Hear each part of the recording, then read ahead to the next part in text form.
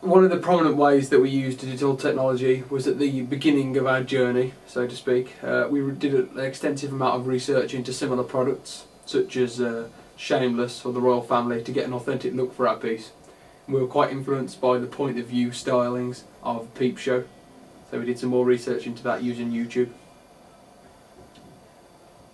One of the things we found out from a lot of the research we did into similar products using YouTube was that a lot of soap trailers were character based, which as opposed to films which are typically plot driven, because they have a certain amount of time that they can condense the plot and advertise the film.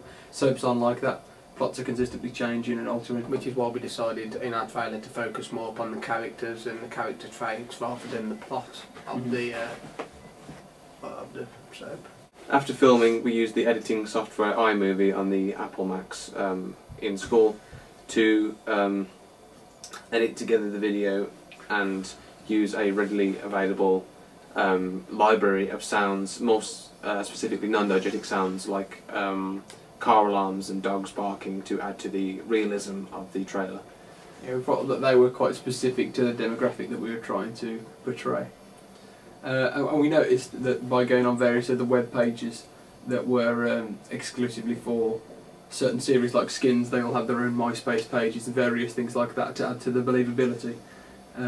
We thought that we'd jump on the bandwagon, and me and Daryl developed Twitter pages for two of our characters, Martin and Patrick, respectively. This was in the same vein as successful show Misfits, who also employ the use of Twitter feeds for their characters, which they will update during broadcasts of the series. We uploaded our finished trailer onto YouTube so that we'd be able to get a large audience for feedback, as opposed to where we would just be showing it to people we know. And for this reason, we were able to get a large amount of useful feedback from a large demographic.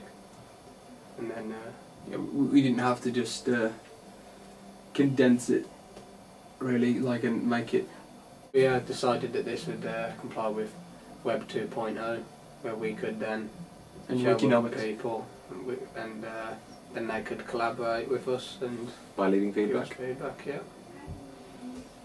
Also, with this use of Web 2.0, as Kieran was saying, there's rather than the restrictions of just having to keep grabbing people out of school and bring them into this room to view our trailer, YouTube allows everyone, anyone, across again as Kieran said, a global demographic to come and leave feedback on our trailer. Which is interesting because obviously conventions for soap operas differ depending upon the nation that you're living in. So we've had some feedback from American people, and it's given us an interesting insight into how they perceive our work. We edited our film using iMovie, and we used some of the visual effects programs on there to adjust the colour, and we gave our film a blue screen, which we felt would better give it a more gritty look, which was sort of went with our overall tone of what we wanted our soap opera to be. And also to get over one of the editing problems we faced of trying to line up a shot, we used the addition of a transition at the start where it fades to black and says "Meet the Harrigans" to overcome this, which was also met with some acclaim from people who had watched the trailer. I think it was a useful learning experience, deciding to take the point of view route, because it allowed us to think more broadly about how to overcome certain situations that were difficult. And also there seems to be a broader variety of shots that you're capable of getting if you employ the point of view.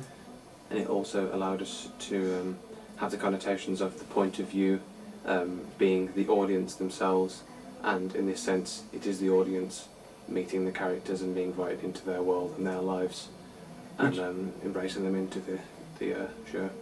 Which would have been very difficult to do without point of view. Building on what these two were saying, it provides a greater sense of maybe intimacy between the audience and characters. The audience may actually feel like they're meeting the characters, but they're actually the ones knocking on the Harrigans' front door and being pulled inside by Martin. So thanks very much. Thanks. Oh,